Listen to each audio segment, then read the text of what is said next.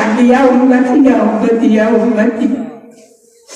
নবী আবার কিয়ামতের দিন রব্বি হাবলি ইয়া উম্মতি বলে কাঁদবে। বিবির জন্য কাঁদবেন না, মেয়েদের জন্য কাঁদবেন না, স্ত্রীদের জন্য কাঁদবেন না, নিজের জন্য কাঁদবেন না, শুধু বলবে রব্বি হাবলি ইয়া উম্মতি। ও আমার আল্লাহ, আমার উম্মতের কি হবে, আমার উম্মতের কি হবে, আজকে আমার উম্মতের কি হবে। আমার আল্লাহ কাঁদতে বলবে হাবিব আপনি আজকে কাঁদবেন না, আপনার উম্মতের জন্য কি দরখাস্ত আছে আপনি পেশ করুন, আমি আল্লাহ আপনার দরখাস্ত মঞ্জুর করে নেব। আমার আল্লাহ হাবিব কাঁদতে বলবে আল্লাহ রাব্বুল আলামিন আমার উম্মতের হায়াত কম, সময় কম, আমার উম্মতের পৃথিবীতে কম সময় নিয়ে এসেছে, আমার উম্মতের জিন্দেগি কম, ছোট ছোট জিন্দেগি, 50, 60, 70 বছর বেঁচেছে। একজন মানুষ 500 বছর বাঁচলো, আর একজন মানুষ 100 বছর বাঁচলো। বলুন তো 500 বছরের জিন্দগির সওয়াব আর 100 বছরের জিন্দগির সওয়াব কি একরকম? বেশি না কম আছে না নাই? আমার আল্লাহ ডাকতে বলে হাবিব চিন্তার কোনো কারণ নাই, আপনার উম্মতের হায়াত কম হতে পারে, সময় কম হতে পারে, জিন্দগি ছোট হতে পারে, আপনার উম্মতের ছোট ছোট জিন্দগির মধ্যে আমি আল্লাহ রাব্বুল আলামিন এত সুন্দর সুন্দর একটা ছোট ছোট আমল দিয়ে দিব। ওই আমলগুলি আপনার উম্মতেরা যদি করে, আমি আল্লাহ রাব্বুল আলামিন ওই ছোট ছোট আমলের মধ্যে হাজার হাজার বছর বেঁচে থাকলে যে সওয়াব, তার চাইতে বেশি সওয়াব দিয়ে আপনার উম্মতকে আমি আল্লাহ পাক ধন্য করে দিব।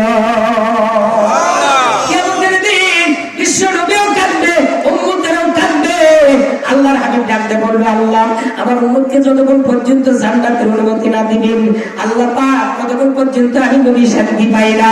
আমার আল্লাহ ডাকতে বলবে হাবিব আপনার জন্য আসমান তৈরি করেছি, আপনার জন্য জমিন তৈরি করেছি রে হাবিব, আপনার জন্য তো জান্নাত, আপনার জন্য তো জাহান্নাম, আপনার জন্য তো গোটা পৃথিবী, আপনি যা করবেন তাই শুনবো। বড় অন্তাজুল ইয়াউমা আইয়ুহাল মুজরিমুন, আজকে হাসরের ময়দান আমি আল্লাহ গুনাহগার বান্দার থেকে মুমিনদেরকে পৃথক করে আলাদা করে আজকে বিচার করবে, হিসাব নিব। সুবহানাল্লাহ। ও জাহান্নামে তোমরা পৃথক হয়ে যাও, একটু ভিন্ন হয়ে যাও, আলাদা হয়ে যাও। সকল জাহান্নামী বান্দাগুলি কপালে হাত মারবে, চিৎকার করবে আর বলবে আল্লাহ কেন কোরআন মানি নাই, কেন কোরআন মোতাবেক জীবন চালাই নাই, কেন কোরআন মোতাবেক দুনিয়াতে চলি নাই, কেন তোমার নবীর সুন্নাত মোতাবেক জিন্দেগি গঠন করলাম না, কেন তোমার নবীর সুন্নাত মানলাম না। রব্বুল আলামিন যদি আজকে দুনিয়াতে সুন্নাত মেনে নবীর ইত্তেবা অনুসরণ করে যদি আজকে হাসরের ময়দানে আসতে পারতাম, তাহলে আজকে আপনারা হাবিব আমাদের জন্য সুপারিশ করতো। জোরে কোন ঠিক না ঠিক? আজানে কবরের জিন্দেগিটা বড় কঠিন জিন্দেগি। আল্লাহ বলেন মা সালাকাকুম ফি সাকর, যখন দুইটা দল হয়ে যাবে, আল্লাহ বিচার করার পরে, ফয়সালা করার পরে দুইটা দল হবে, একদল হবে জান্নাতি আর একদল হবে জাহান্নামী। জাহান্নামীরা জাহান্নামের দিকে যাবে আর জান্নাতীরা জান্নাতের দিকে যাবেন। জাহান্নামীরা যখন জাহান্নামের দিকে যাবে, জাহান্নামের দরজার সময় যখন পৌঁছে যাবে, জাহান্নামের দারোয়ান ফেরেশতা থাকবে, মালিক কি ফেরেশতা?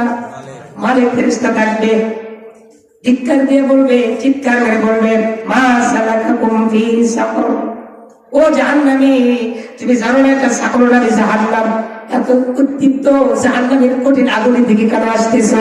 আমার আল্লাহ কি তোমাদেরকে নবী দেয় নাই, কোরআন দেয় নাই? পৃথিবীতে কি নবী পাও নাই, কোরআন পাও নাই? এরকম করে যখন বলবে, তখন জাহান্নামী বান্দা বান্দা চিৎকার করে বলবে, জাহান্নামী ফেরেশতা বলবে কেন জাহান্নামে আসলি বল, কি অপরাধ করেছো আমার আল্লাহর কাছে, কি দুষ্কর্ম করেছো, কি শত্রুতা করেছো, আমার আল্লাহর সাথে কি নাফরমানি করেছো, নাফরমান, যার কারণে আজকে কঠিন আযাবের দিকে তোমাদেরকে আমার আল্লাহ নাকশ করে আমার আল্লাহ কেন ক্ষুব্ধ হয়ে জাহান্নামের দিকে পাঠাইয়া দিল? বল জাহান্নামী বান্দারা বান্দিরা বলবে ক্বালু লাম নাকু মিনাল মুসাল্লিন, আমি 4টা অপরাধ করার কারণে আজকে জাহান্নামে আসলাম। যেরকম কয়টা? জাহান্নামী বান্দা বান্দা বলবে 4টা অপরাধ করেছি, আমার আল্লাহর সাথে শত্রুতা করেছি, দুশমনতা করেছি, কোরআনের সাথে বেয়াদবি করেছি, নবীর সাথে গাদ্দারি করেছি, নবীর সাথে বেয়াদবি করেছি, দুনিয়াতে কোরআন মানি নাই, নবীর হাদিস মানি নাই, সুন্নাত মানি নাই, যার কারণে আমরা শুনেছিলাম আযান মুয়াজ্জিন মসজিদের মিনারে, মসজিদের মাইকে আযান দিয়েছিল, আল্লাহু আকবার আল্লাহু আকবার বলে বলে ও ভাই আপনাদেরকে বলে মুয়াজ্জিন যখন বলেছিল আল্লাহু আকবার আল্লাহু আকবার, আল্লাহ সবচাইতে বড় রে মুসলমান, আল্লাহ সবচাইতে বড়, হাইয়া আলাস সালাহ হাইয়া আলাস সালাহ বলে বলে কত সুন্দর কথা রে মুমিন।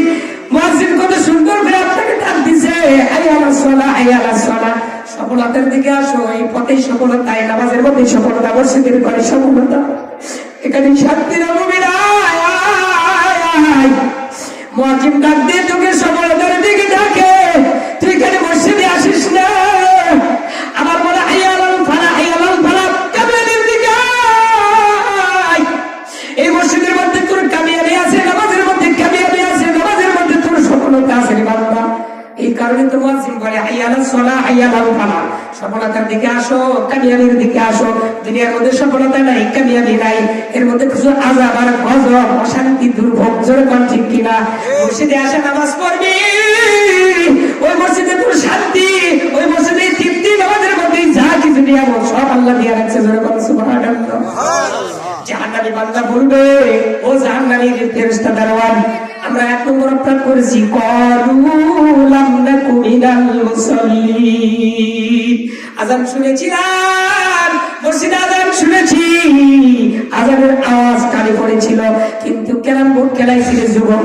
এ যুবক ভাই, দুটা পাও আগায় দাও, তোমাদের দুটা পায়ে হাত রেখে বলি, শোনার যুবক রে, কয়দিন বাঁচবি রে যুবক, বৃদ্ধের 70 সেজদা দিলে জান্নাত হবে না যুবক। আমার নবী বলেছে, জোয়ান বয়সে, যুবক বয়সে, কিশোর বয়সে যদি একটা সেজদা মসজিদে দাও, আমার আল্লাহ বলে বৃদ্ধের 70টা সেজদা দিলে যা কাজ না হবে, তোর একটা সেজদায় আমার মাওলাই খুশি হয়ে যাবে। বৃদ্ধ হয়ে গেছে, কেরাত সই বলতে পারে না, দাঁত পড়ে গেছে, কেরাত সই বলতে পারে না, কি পড়তে কি পড়ে সেটাও ভুলে যায়, কি সূরা পড়লো, কি কেরাত পড়লো, নাকি সেজদা কয়টা দিল, রুকু কয়টা হলো, এটাও ভুলে যায়, জোরে কোন ঠিক কিনা। আমার আল্লাহ ডাকতে বলে, যুবক বয়সে মসজিদে আয়, একটা সেজদা দিবি, আমি আল্লাহ বৃদ্ধর 70টা সেজদা দিলে যা সওয়াব, তার চাইতে একটা সেজদার মর্যাদা আমি আল্লাহর কাছে জানি রে যুবক। এই বয়সে নামাজ পড়।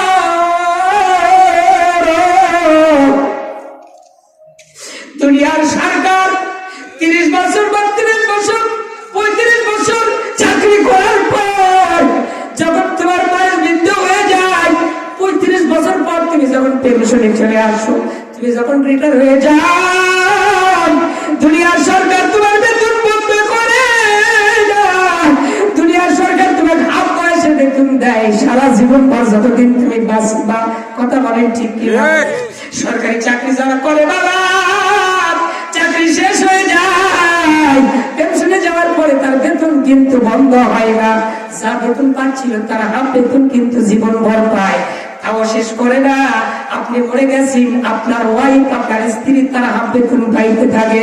ও দুনিয়ার মুসলমান, কি আর বুঝাই মরে ভাই, দুনিয়ার সরকার যদি পেনশনে যাওয়ার পর আপনার বেতন মৃত্যু পর্যন্ত আপনাকে দেয়, আপনার মৃত্যুর পরেও যদি আপনার স্ত্রীকে দেয়, আমার আল্লাহ ডাকতে বলে, যুবক বয়সে নামাজ পড়বি, যুবক বয়সে কোরআন পড়বি, যুবক বয়সে আবার সুন্নত মোতাবেক চলবি, নবীর ইত্তেবা অনুসরণ করে চলবি।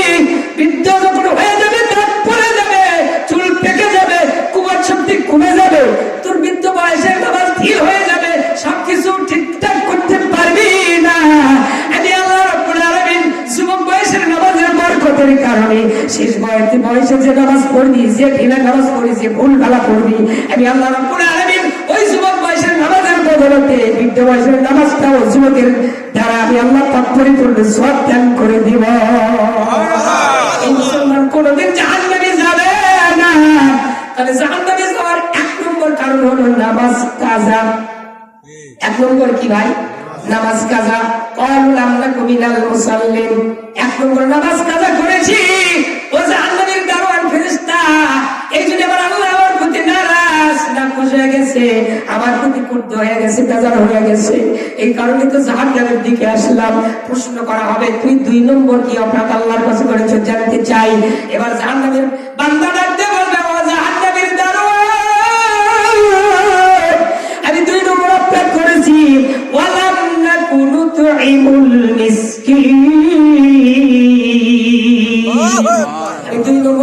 করেছি। আল্লাহ ধনী বানাইছিল, ধনী টাকাওয়ালা বানাইছিল, কোটি কোটি টাকার মালিক ছিলাম, শয়ে শয়ে বিঘার সম্পত্তির মালিক ছিলাম, গাড়ির মালিক ছিলাম, বাড়ির মালিক ছিলাম, বউ বাচ্চা ছিল, আমার সংসার ভরা ছিল, শান্তির অভাব ছিল না। কোটি কোটি টাকা আমি নিয়ে দুনিয়াতে মাতিয়েছিলাম, ডুবিয়েছিলাম, কিন্তু আমার টাকার মধ্যে ৮ প্রকার হক আছে। জোরে কোন কয় প্রকার? ৮টা ব্যক্তির পর হক আছে। এই ৮ প্রকার মানুষের, ৮ প্রকার ব্যক্তির হক আমি ঠিক মতো আদায় করি নাই। আমার আল্লাহ কোরআনের মধ্যে বিধান দিয়ে দিয়েছে, ও ধনী ভাইরা, টাকাওয়ালা ভাইরা, সম্পদওয়ালা ভাইরা, সম্পদের মালিকেরা, ভালো করে শুনে যান। ওলাম না কোনো তিউল মিসকিন।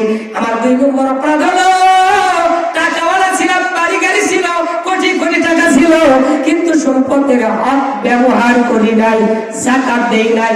ধান পাইছিলাম লক্ষ লক্ষ হাজার হাজার মণ, কিন্তু হিসাব করে কিন্তু যাকাত ওসর দেওয়া হয় নাই। কথা বলে ঠিক কিনা? ওসরের বিধান আছে না নাই? যাকাতের বিধান আছে না নাই? এই যে সামনে রমজান,